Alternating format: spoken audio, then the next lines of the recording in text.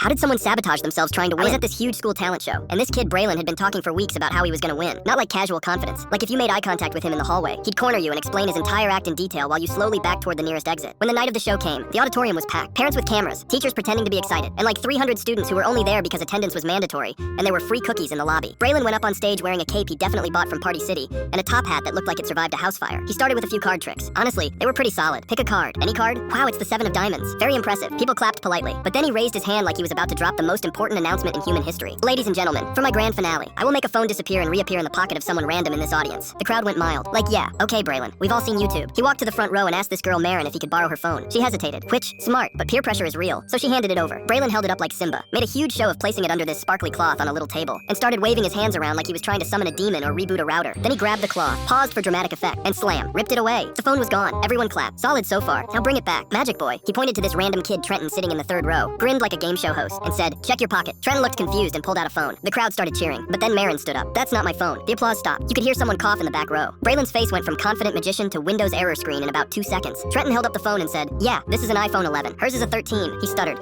Well, sometimes magic takes a second to fully, materialize. A teacher stood up, then another. Then the principal walked down the aisle like she was about to arrest someone. She looked at Braylon and said, empty your pockets. He froze. I don't think that's necessary. Empty them. The entire auditorium went silent. Braylon slowly reached into his jacket pocket and pulled out Marin's phone. The crowd gasped. You stole my phone? Braylon tried to explain. No, the trick was that I was supposed to switch it with mine before I pointed at Trenton, but I forgot, so I just kept yours and gave him mine instead. The principal cut him off. So, you stole her phone in front of 300 people. He said, technically, it was misdirection. 2 teachers escorted him out while he was still trying to argue that this was all part of the act.